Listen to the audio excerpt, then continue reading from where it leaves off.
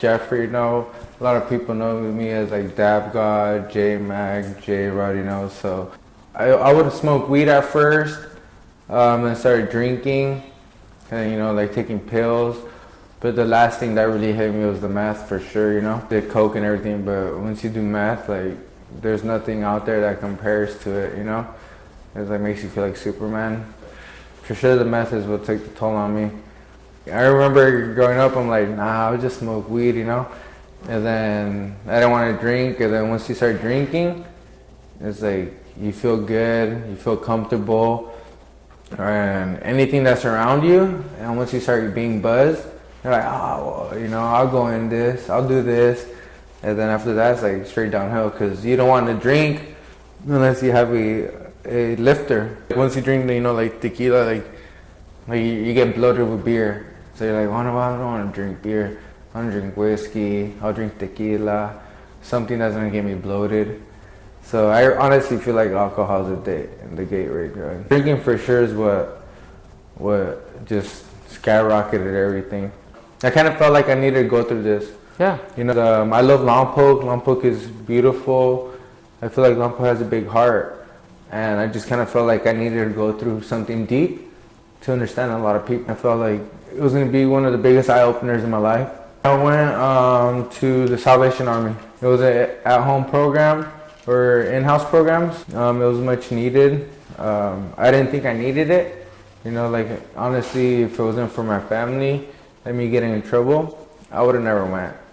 I was even in denial when I was there, I was ready to leave the first day when I, when I got in trouble, part of it was like, you get out of jail as long as you go to program, and I was just like, all right, for sure. And then the program, in a sense, like they go off of how you are. I'm like, I don't have a problem, though, then you don't need to be here, so, but that was me being in denial. Like, I'm cool, I don't have a problem, so they're like, all right, then get out of here.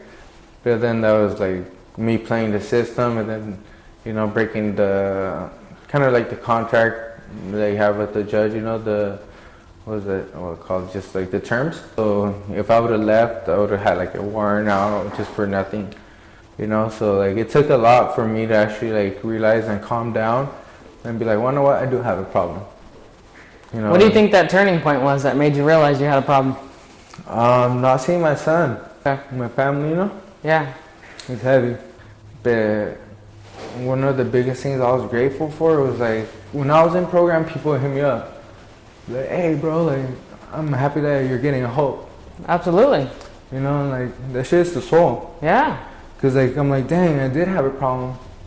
Then like people that you like, my family, they hit you up and you're like, dang, it was that deep. If it wasn't for me getting in trouble, I don't know how long I'd be out here still.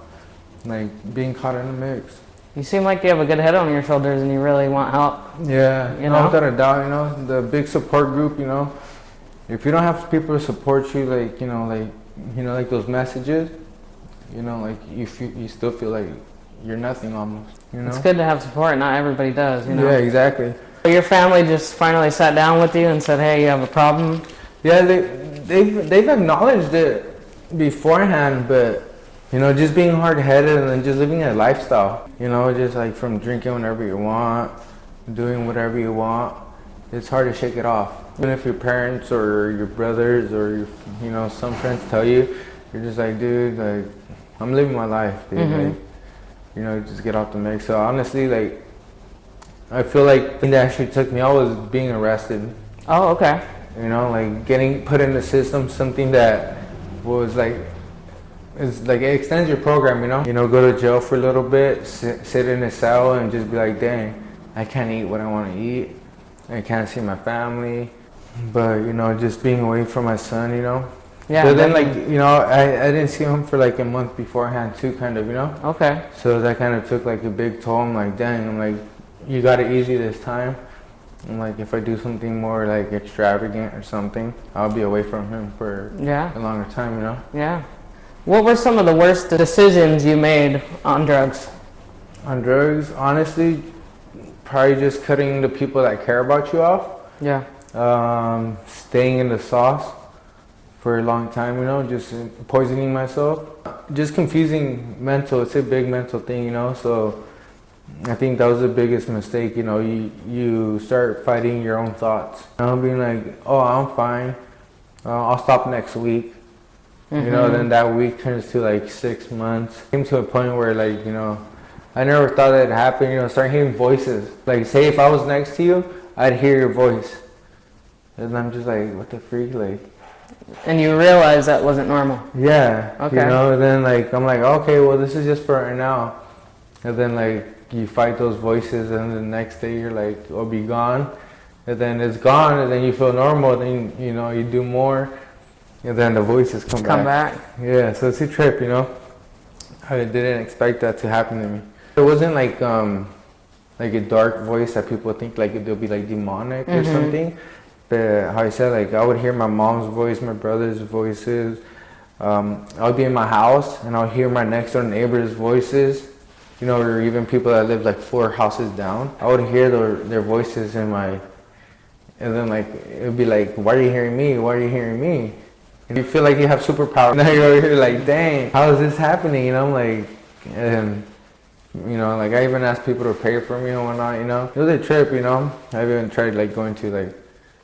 Kind of seek help, you know. Yeah, it's kind of hard though, you know, especially when people don't like, they don't know what you're going through. But the first, you know, when I got arrested and I got put in jail, I was like nodding out heavy, you know, like no energy, no nothing, you know. So just feeling listless, you know.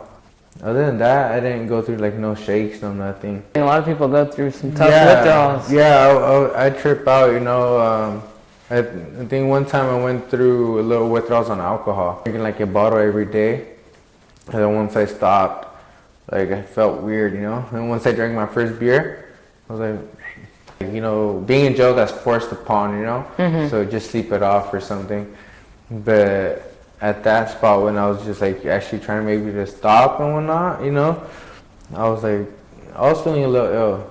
You were, yeah. You know? That's what I was gonna say. What made you pick it up again? Yeah, just to get uplifted, you know, like when you feel like you don't have anybody in life to hang out with or something or do stuff, you know, you just, you know, it's just like when you start drinking, you know, like, oh, you have a rough day. Is it numbing for you? To a certain length, you know you can't go out. At first it's cool, you know, you could function, you know, like I would snort it for like 3 years. And once I started smoking it, like, that kind of took more of a toll on me. You know, it's harder to hide it. People could tell that you're kind of on one. And then, like, you don't want to leave. You're like, oh, you know, like, I can't drive. I'll get pulled over. You know, so at first isolate yourself. You isolate yourself, yeah. You know, I think it's more dangerous when you already feel like you're already self-isolated. And then when you start doing it to a certain length, you stay in that isolation for a long time and people don't see you. Kind of like, damn, like what's going on with this kid, you know? Then when they do see you, you're not the same. What prevents you from using again now that you're out and you're free? Just goals, you know, knowing that how I said it, you know, we've been successful, you know, and I feel like maybe that's kind of like where one of my downfalls are. You know, they see us, you know, being successful, but they don't know the battles that we did to be successful. Like people were like, oh, you guys, I'm like, yeah, dude, but you know, like, it's not easy, you know. It's not easy. I felt like I kind of needed this for myself, you know.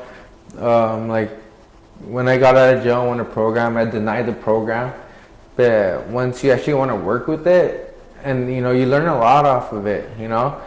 And since I'm back in Lompoc, and how you said maybe a lot of people don't really know, some people do. I rather have it come out now on your own terms. On my own terms. From your mouth. Exactly. Rather than it be like, you know, like, oh, but this fool, you know, was doing this, or like he was on one, and be like, yeah, that was me, but you know, that's not me no more. Yeah. You know, so it's a good feeling, huh? Yeah, you know, so you know, when I saw you post this, I was just like, you know what? I feel like I need to do this, you know, for my own sanity, almost, you know. Yeah, and I appreciate it. It'll help others. Trust me. Without a doubt, you know, especially in a small city in these times that we're in, you know. That we're going through, yeah. Yeah, it's losing a lot of people. Yeah, it's pretty heavy, you know. I agree. You know, like I was enclosed for like so many years, you know, I kind of felt like like this kind of helped me to speak to people, you know, open up about my internal problems. You were keeping them in. Yeah, you know. Because that's the thing to do in society, right? Exactly. You gotta be a strong man. Yeah, you know, especially if, yeah, exactly. So like, I kind of felt like I was enclosed a lot, and if it wasn't for, not trying to say it like that, but if it wasn't for me to going through a downfall, I wouldn't be able to open up. You know, but you know, if you're not mentally strong or not knowing, it could be very tough. Like how I said back then, like I wouldn't be able to express myself. You know, so just being open, but strong. Yeah, you know? And you were the youngest brother too, huh? Yeah, the youngest one. Yeah. Youngest but the wildest, I guess, you know? So if there was like one piece of advice you could have told yourself to prevent yourself from picking up that first pill or taking that first hit, what would you tell yourself to prevent yourself from using? Honestly, just kind of be proud where we come from, you know? You know, my parents were hard workers, really hard workers, and you know, being first generation born here, you wouldn't realize that that's what you need to be successful here. I was kind of like maybe embarrassed that we had to work so much, you know, start doing gardening, you know, like working in gardening when in elementary school and stuff like that. But you know, just being solid and prideful for who we are and where we come from. Yeah, not to be ashamed. Not be ashamed. That is something you know? to be proud of. You guys work hard. Yeah, exactly. You know, they worked a lot, and then they're really successful for being, you know, first time in the United States. Absolutely. So I just kind of feel like if I would have holding like more pride and whatnot, you know, and not being too shameful, you know. What are some of the things you did while you were under the influence that you wouldn't do now? Like some things you regret? Just pushing myself away from my family. How much did you spend on your habit a day, and how were you able to afford it? Honestly, I didn't really spend too much, you know. No? Nah, like it's kind of weird to say, you know, like just knowing people, you know, it was really rare when I had to go and buy something. But then there was a couple times when I didn't have it, and you know, like you do feel a little desperate. You hit someone, you have to call someone, be like, hey, dude. But you don't want to be the one that buys it, and like people start talking, you know. Like I have my kid, you know, so the last thing I wouldn't want is like them to be like, oh, this guy's over here trying to get this. Do you think you would be in a different place in life right now if you never used? I'd probably be like more successful. I feel like in a certain length, but I wouldn't have been humbled, you know. And that's why I'm happy that I went through this, because I knew I was living well, but I wasn't really grateful. You buy this, you know, you have stuff, you have a nice car, you know, nice clothes and everything, but you don't take in consideration of other people around you that don't have it. You know, the last thing that I wanted to do was like feel like I'm above everybody. Like, I feel like I would have been in a different spot, but not as humble as I am. I never got that from you guys. You guys were all very nice. That's right. Appreciate it. Is there anything else you want to say that I didn't ask or anything before we close it up? I'm just happy for everybody, you know, happy that I'm here, and I appreciate everybody, you know. I'm happy for you, brother. It's Yeah. good to see you doing better. Thank you. Yeah, no, I'm happy that, you know, I was really stoked that you're doing this, you know. Like you're in a good route, you know, trying to outreach and, you know, actually try to hit the community. I appreciate that, and I couldn't do it with people like you. Oh yeah, and we can't do it with people without you. We gotta do it together, brother, right? Exactly. You know, All right, so I Jeffrey. appreciate you. I appreciate you. Yeah, Take most care, definitely. Odyssey fam. Reach out to Jeffrey if you need some help or just want to talk. Yeah. All right, take care. Work on yourself.